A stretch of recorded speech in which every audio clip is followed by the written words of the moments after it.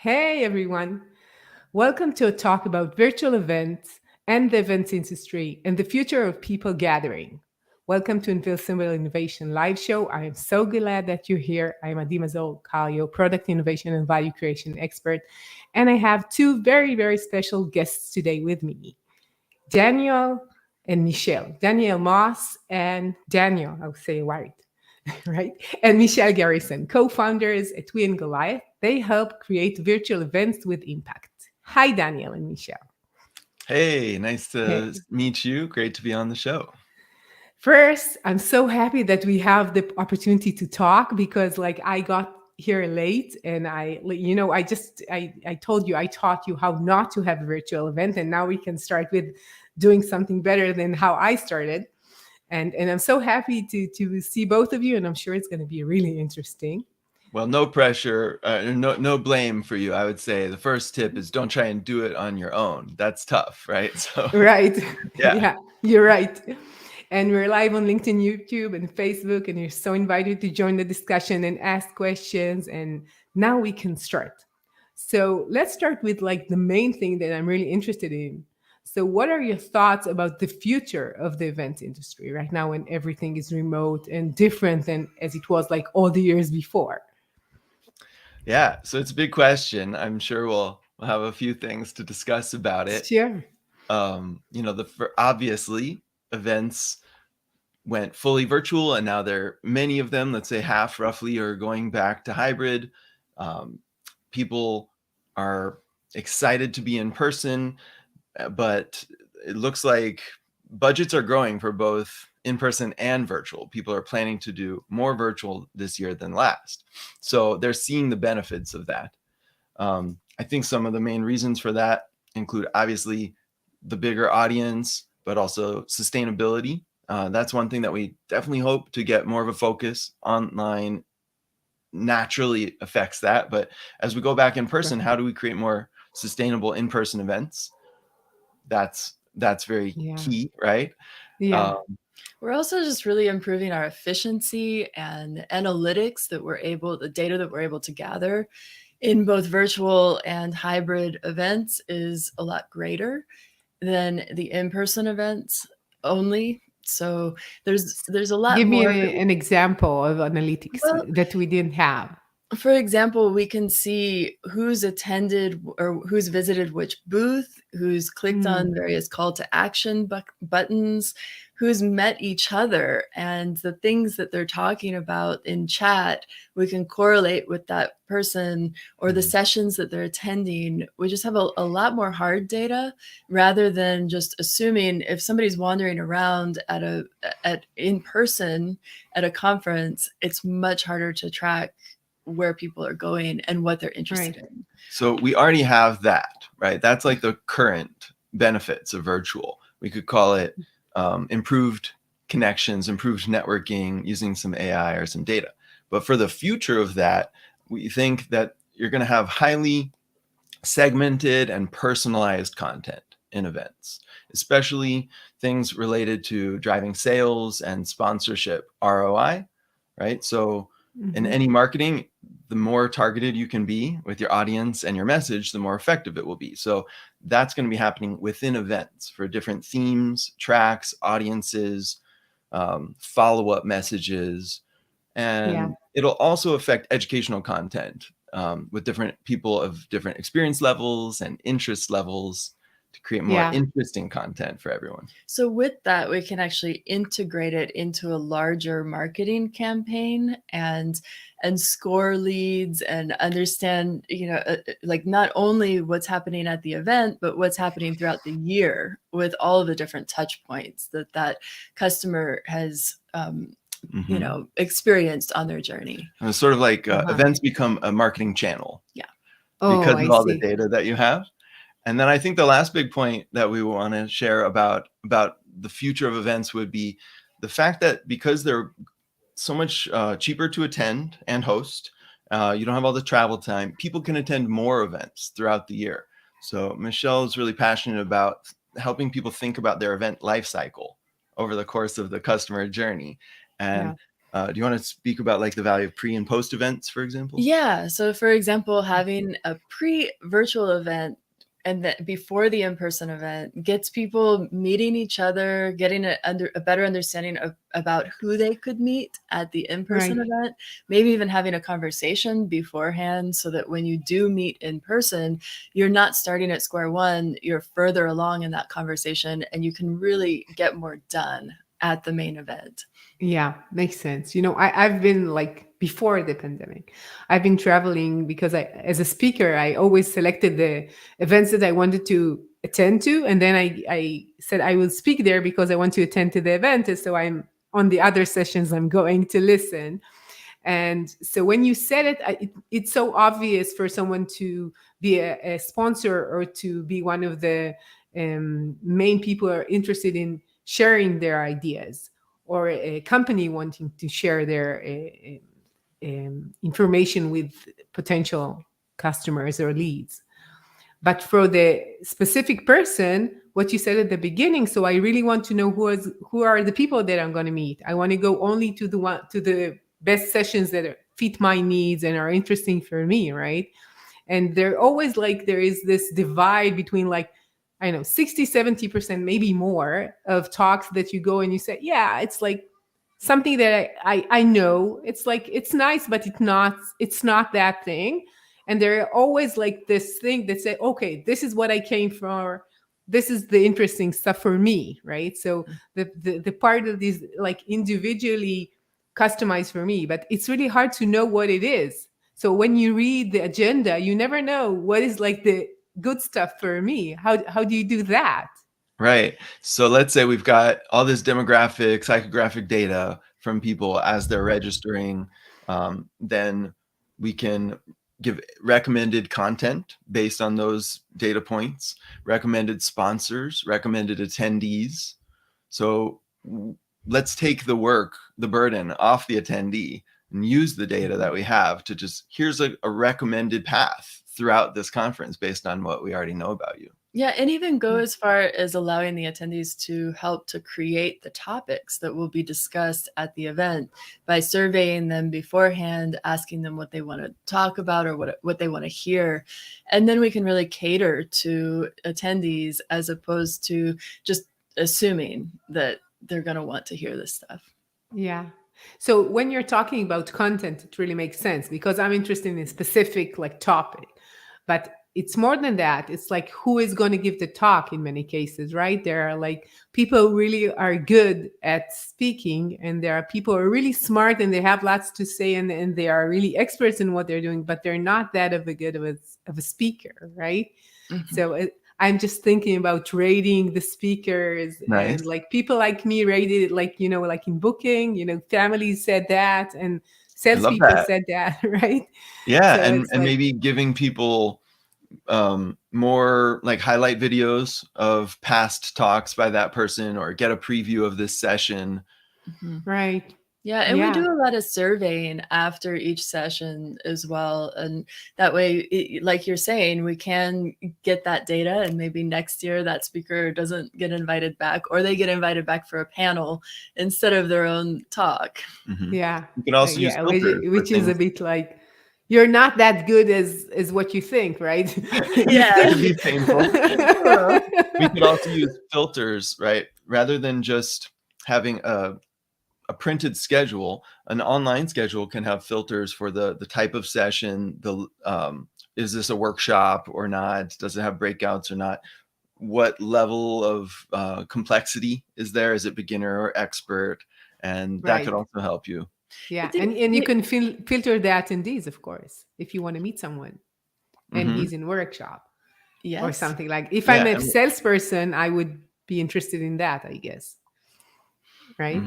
Yeah, so we're already getting that type of data for the workshop facilitators, for the expo booth managers, like who's attending your sessions, who's the most engaged, so you can follow up with those people who stayed through your whole session or who downloaded the most materials from your booth. So that level of follow-up customization from data is already there, and it's only going to get better. So you already have these platforms giving you all this data. Yeah, right? exactly. So you So, get great reports for each sponsor, for example. Like, here's your mm, top leads to follow up with. That would be much harder to get ooh. in person.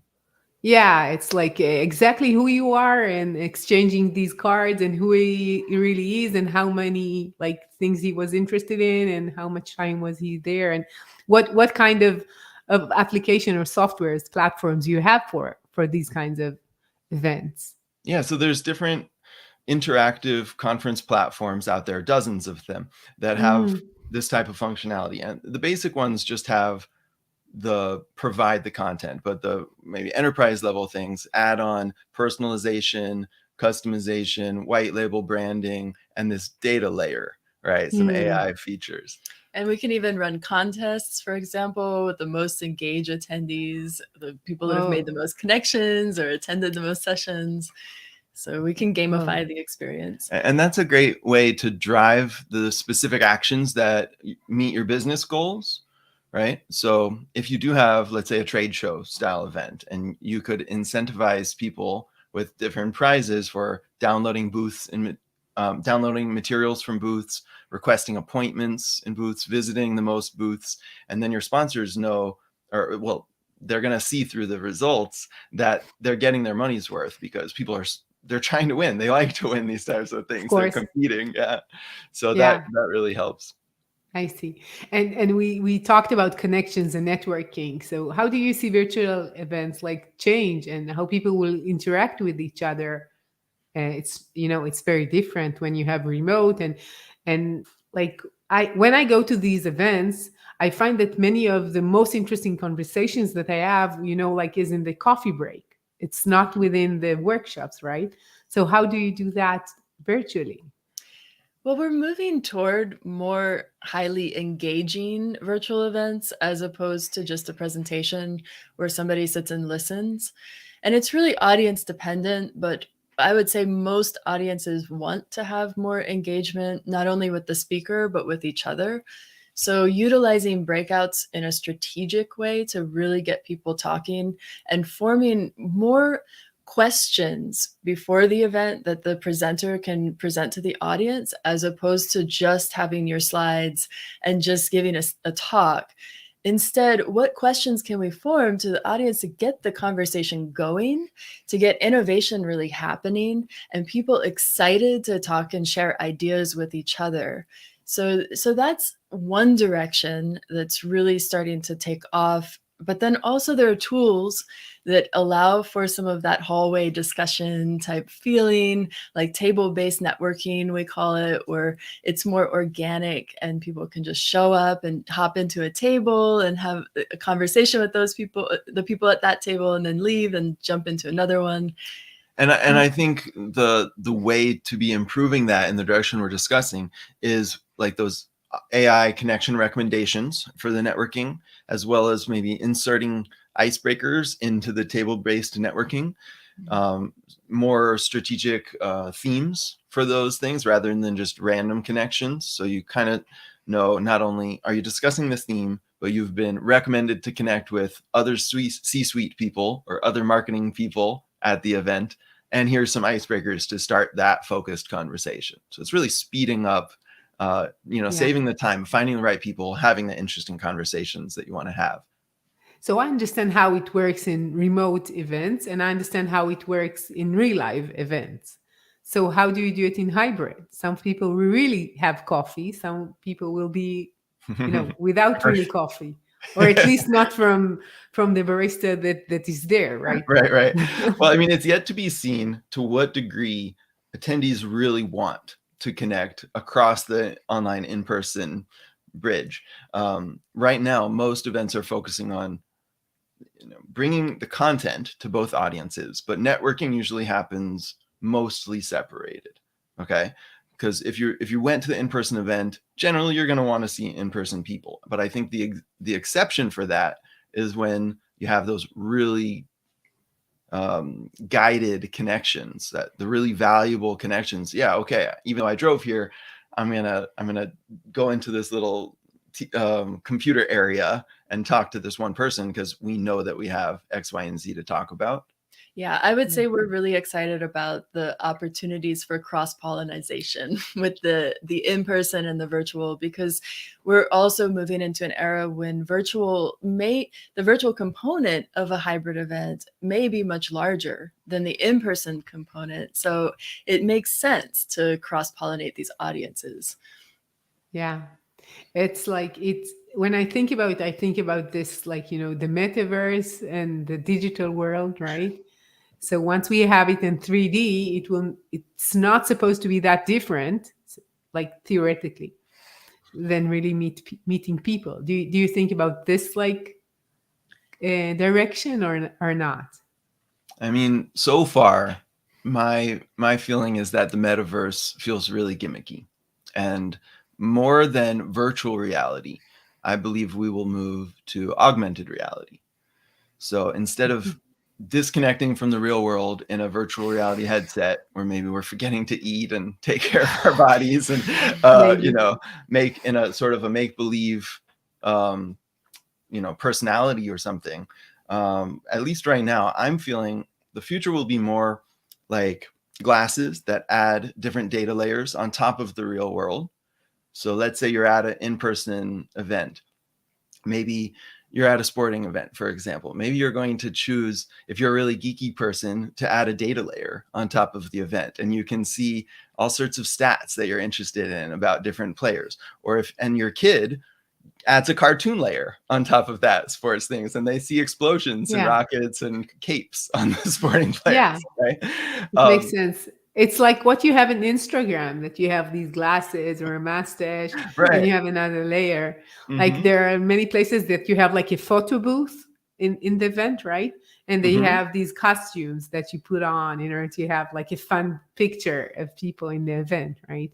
Yeah. So it makes sense. Yeah, and so you're Um, walking around a conference hall, and you get all this virtual data on top of the doors that you're looking at, the different rooms or the tables. So before you know, if you want to enter that room, you can see how many people are in the room, what people rated that speaker in the past, to take your point, or the different data points about those sessions, about those booths. Or ideally, you're walking in the room and you see a group of people, and the person that has a similar interest as you lights up in a way, or maybe there's a glowing orb above their head. I don't know. I don't know what that's going to look like, but yeah. I think it would be great to be able to say, "Hey, we have a connection," and it kind of breaks the ice already to be able to walk up and say, "Oh, you were targeted in my connections," and Yeah.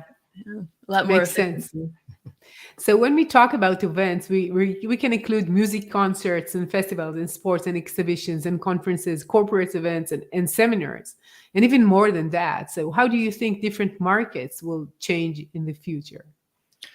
Yeah, so I mean, I gave that sports example already. I think that would be a lot of fun. And I Sports think events. similar Yeah, things will apply. Let's say you mentioned music. So let's say you're right. walking around a festival. Um, you have a lot of ground to cover at a festival. So through your festival app, you could see live versions of all the stages, and not only the content, but what are the people online and in person saying about these different sessions, either at a festival or same at a conference. Here's a live stream of the reactions, the insights, the photos, the video clips from the different content happening, and the perspectives of online versus in person. I think will be really fun to see, as both Yeah, types of an audience explore and collaborate, share their yeah. experiences. Yeah, that makes sense. But like let's say like sports event, like a football game. So when you're going there, you have this energy of the crowd, right? So I'm not that of a sports lover, but I could imagine how it's going to a foot like for you it's football, like in Israel it's soccer, but it's the Right. same thing, right? Uh-huh. So and you have this kind of a show, right? So you have this experience which is very, versatile with all your body, you hear everyone in surround, right, shouting, right? So it seems that in order for these events to be more immersive, people need to know how to create these events, as you said, like for the speakers to know to be more engaging, or for the musician know how to relate to all these like additional feedback that they're getting, because if not it will be so separate than the real thing, right? Wow. Yeah, these are this is so fun to brainstorm with you here. So I think, one part of it is just creating an experience for the attendees to feel more engaged. So maybe at sports, people could be in real time. Maybe they have the ability to create their own little highlight videos, right? They can just clip their favorite play, choose their angle, and share it in a very Yeah. good way. Letting it be easy for your attendees at any type of event to share your content is so valuable, right? And Yeah. the attendees love that. And then maybe You there's know what it reminds me of? I know that you have it in football, I think, that the camera goes to the audience and then they need to kiss, right? Something yeah, like it's the in cam, football, right? right. We don't have that in Israel, I guess. Okay. But it's very similar, right? So if I create something that I'm like in the middle of the game, I'm seeing the game with friends, whatever, and I want to share it with everyone, it's very similar to this camera going to the audience and Hmm. trying to capture these moments. Yeah. So, I mean, this is a service that we offer our conference clients often is highlight videos. Okay. So we take out the favorite clips from different speakers in one session, give you a 2 minute or 1 minute video summary of an hour-long talk. What I think the next level could be letting the attendees, create their own ones very easily, so Yeah. that you're multiplying your content. Your content gets thousands of shares instead of tens of shares if you make it really easy for everybody to share their own Yeah. thing, customize it, make it very interactive, and then sort of collaborate on those. Yeah, Sure. it's like putting lighter fluid on brand ambassadors, just getting them out there talking much easier. It'd Yeah. be really fun. It could be great for testimonials or people speaking Mhm. about the event. And when I'm thinking about clips, I'm doing this show and I have like, 40 minutes each week, more or less, and just capturing what is interesting. It's so much work. Like Yeah. it's so much work. I can understand someone is doing a conference or they want to engage with people who are like less attentive or they don't have the time or they are bored like doing like everything listening to all the talks and just want to get the highlights. So it's so important. There is Hmm. this application, I think it's called Blink, right? Okay. So they take a book and they summarize it for you, Yeah, For sure. yeah. right? So Blinkist is one of them. yeah, Is that yeah, different? maybe Blinkist, that's the name. Mhm. That's So one. Yeah, that's the it's right very name. popular. Book summaries.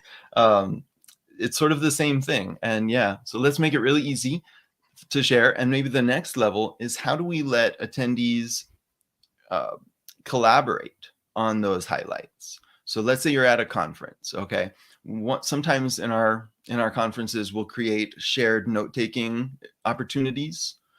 What right now it's very simple, like a doc or a Google Slides. Okay, but Yeah. that could evolve so that you're adding in those clips, and then maybe there's a certain mind map thing you can drill down to whatever detail you want, some shared decision making processes. And let's really, especially in breakouts, workshops, high level trainings, symposiums, make it so as an organization you're showing, like, you're giving a path of here's the stated objectives for your breakout. We've got a small group of experts together, and so everybody knows that they're being really appreciated, right? That the contributions that they have are going somewhere, and then they get very passionate about being involved because it's not just posting a comment that disappears into the ether, but they're creating a white paper or they're making a Yeah. best practice guide or a Yeah. plan together.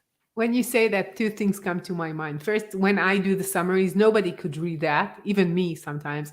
But I do all these small drawings that makes me remember. So maybe somebody would understand that, not my handwriting.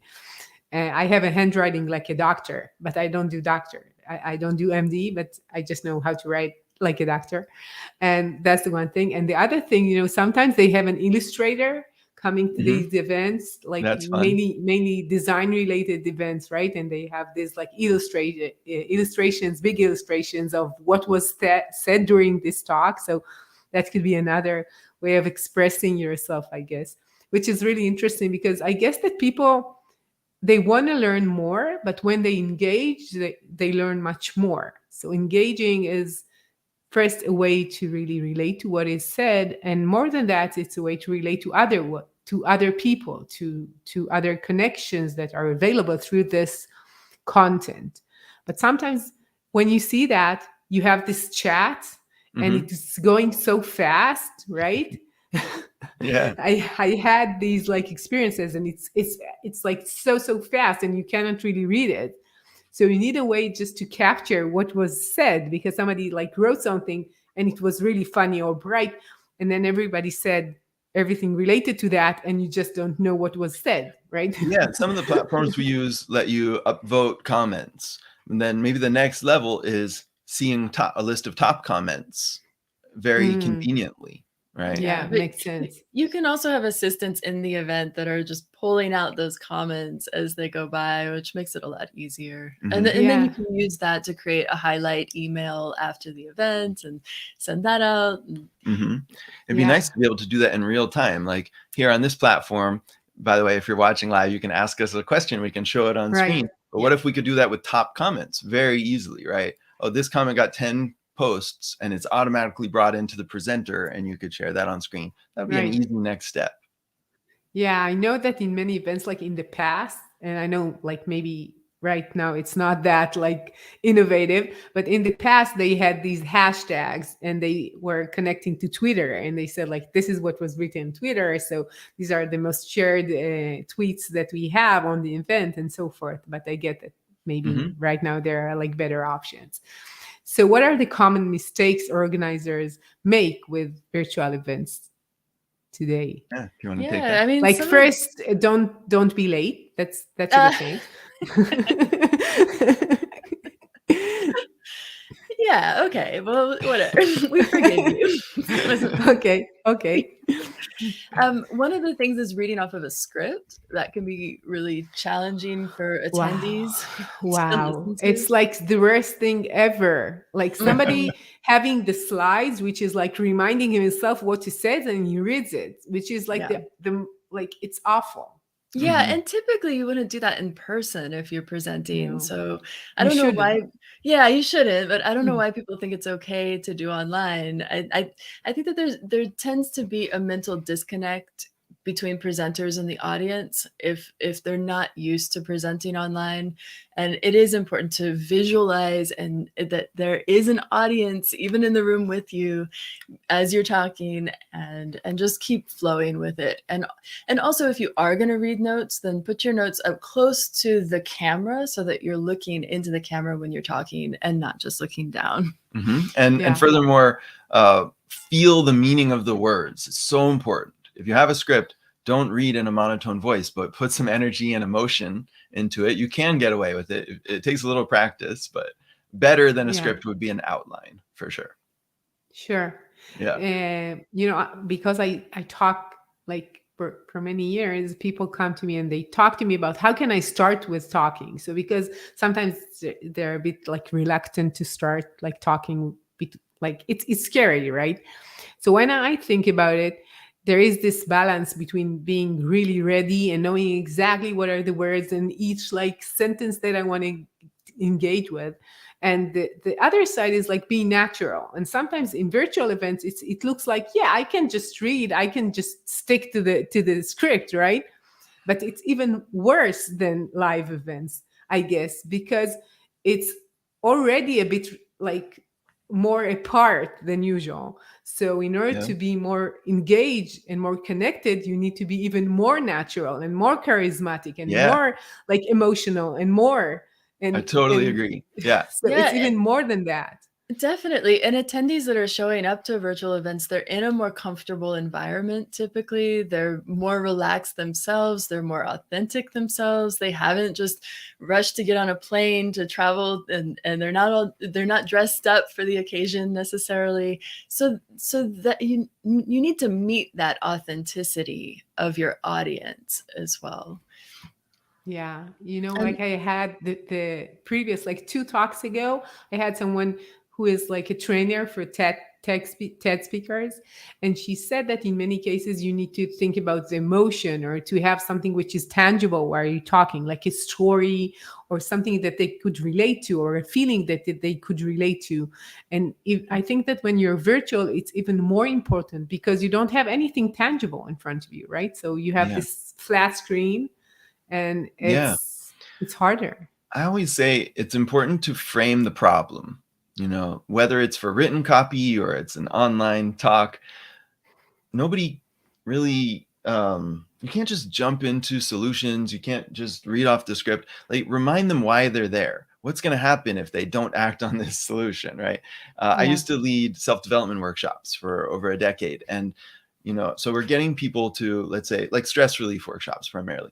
If you want to get somebody to change their behavior, you have to really emphasize what's going to happen if they don't, right? And so ask them, like, what's the result? How does stress show up in your life, and how big of a problem is that? And then exaggerate that, right?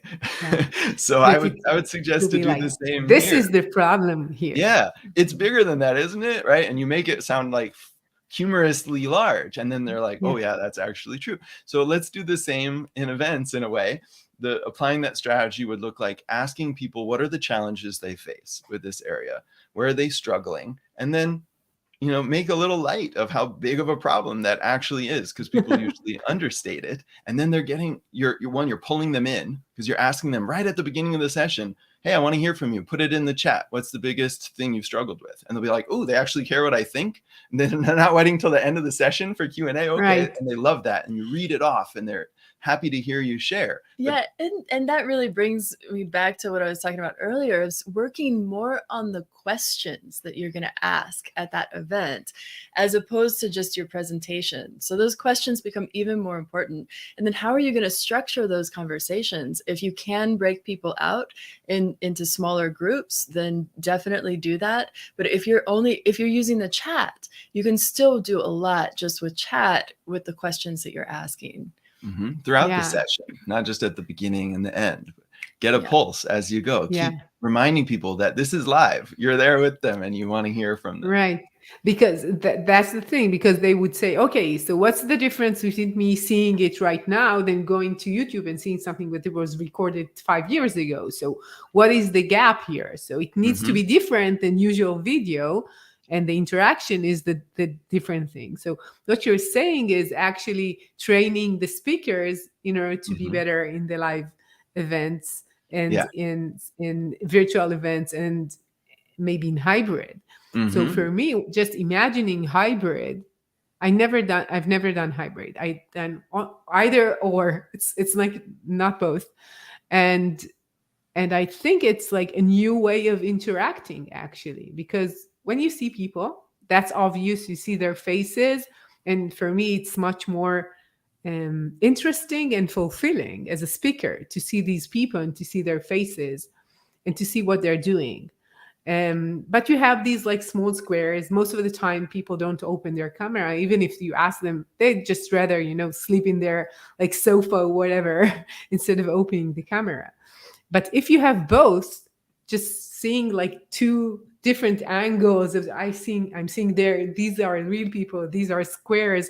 How do you like tell speakers to relate to that, right? So, I mean, that's a technical challenge, first of all, for companies like us, that to think through how do we get the right types of screens so attendees and speakers can see both audiences, and when to bring them together and all of that. So once that's there, I don't think it's, we should present it in a way where it doesn't require a lot of thought, right? It's convenient for the speaker. It's fun for everybody to just know, oh yeah, we've got the online audience right here. And it's more of a strategic thing that I think we're focused on. Beyond that is like when to bring in that interaction with the audience, how to connect the two types of audiences, and why. A lot of people devalue interaction too much. Yeah, and some of it Yeah. is just simply placing the virtual screens where the live audience is, so that the speaker is looking at both audiences at the same time, because it's really disjointing to have to turn and then to face either audience. Yeah, sometimes you do Yeah. it really large behind the audience. So you just look up over your in-person and you see this big Yeah, virtual I thing. saw that in Tony Robbins, one of his events. I don't know if you saw it, but he Yeah, had these the really whole wall. huge screens, Yeah. and it was like this wide all around him, and he Yeah. just was in the middle. That's a fun And way to do it. And then you can see people big enough that you can call on them. That's really a virtual experience, but you could bring that into hybrid as well. yeah, another thing that is kind of obvious, that in the past, if you needed to have this like event, which is like a real event. You have this like stage, and you have the lighting, and you have everything ready. And now for a virtual event, you just need a small studio in order to make it much more impressive, right? And Hmm. the opportunities are there like easily. Like in the past, it was so much complicated, right? Mhm. Oh yeah, very much. I mean, we're talking mostly about the content here, but as a event production company, we of course care a lot about the production value as well. That's one way to make your events more exciting. We especially do that in pre-produced content. So for the interactive content, let's keep it simple technically for everybody. But for your presentation style content, we like to pre-produce so we can add in full level of polish, including animations, background and introduction and logo animations and lower third animations, background music, tight cuts, clips of videos, B-roll, split screens. Like there's so much you can do to make it look TV Right. quality and really fun. And then we say, think about your interactivity ratio. So usually your presentation style content is the vast majority and interactivity is like an afterthought. But we say, try to make it about half and half, or just increase the interactivity ratio to the degree where your attendees would want. Not just what you think is helpful, but what would your attendees really want? How much do they want to get in to the content, and then create those experiences where you're pulling on the wisdom of a crowd, you're connecting people, giving them time to contribute. And that, like going back to your previous point, that's what makes the difference of live versus pre-recorded, is that And interaction. so we have a question from Daniel. Daniel to Daniel. Daniel is asking you, Daniel, uh, any Uh, example that you can share yeah, for I'm this kind of losing the event? context because we're changing subjects kind of quickly here. I'm, Yeah, and I I'm know it's just guessing, like in here, but I guess it's like an example for an event that is working well as a virtual event, I guess. So Daniel, if you have like an elaborated question, just feel free to share it. yeah. Yeah. So, I mean, just a overall, yeah. So I think let's take a few examples of the different types of things that we're saying. Like if you want to, for example, bring interactivity in a presentation style session, then you're going to be pulling on the chat, like we mentioned. And some examples, I gave one, which would be share a challenge that you've had, but then you can keep interspersing that throughout the session. And we coach speakers to do this with things like, give me a +1 if you agree with me, or type in an emotion that this speaker made you feel, and you're a moderator, and then you celebrate that. Or you say, what's one solution that you've found in your professional experience to work with this challenge? Now we want to hear from all of you, and you read them out. Okay, so these are different examples how you can make your presentations more interactive. And then you want to speak Mhm. about how to make like those workshops and trainings more interactive. Sure. Yeah. I think that with workshops and trainings online in breakouts, I think that one of the main things is just not dropping people into the breakout without giving them a really clear introduction to that breakout. So giving them a time frame of what they'll be, how much time each person in the breakout will be discussing, and a question that's very specific, and then keeping it kind of short, like 5 to 10 minutes, and keeping it to like 3 people, 3 to 5 people. Don't be afraid to do smaller groups so that they can each share. So then once they've discussed, they come back to the larger group, and then giving them opportunity to share out like that. And this is like more in a Zoom meeting type of a format, but it would be a similar situation on that, even in hybrid, for example, if we were breaking out the online portion and then also the in-person groups, and everybody was discussing together, then they could come back, we could hear from the online attendees, and we could hear from the in-person attendees. Mm-hmm. Yeah, that makes sense. Another creative example we did for a group of experts. It was like a foundation who's working on best practices for mental and behavioral health. And they wanted to pair people up to serve each other and support each other's needs. So we came up with them with something called an ask offer session.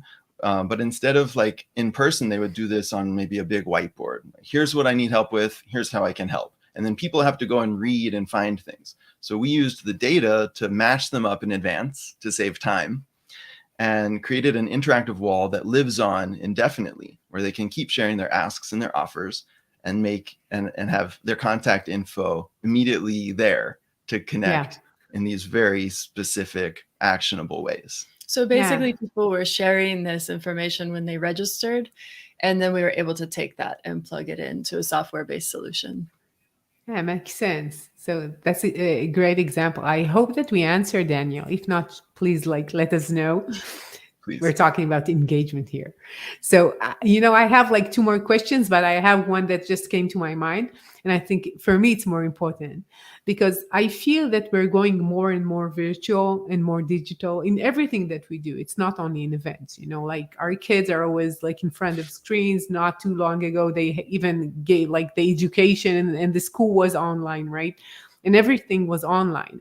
And it makes me feel first like people are a bit like Zoom fatigue, a bit tired, right? And I even think that sometimes they are not really, yeah, yeah, and now we have a like, yes, you did. Okay, good. Yeah, Thanks so for the question, happy. Daniel. Thank you.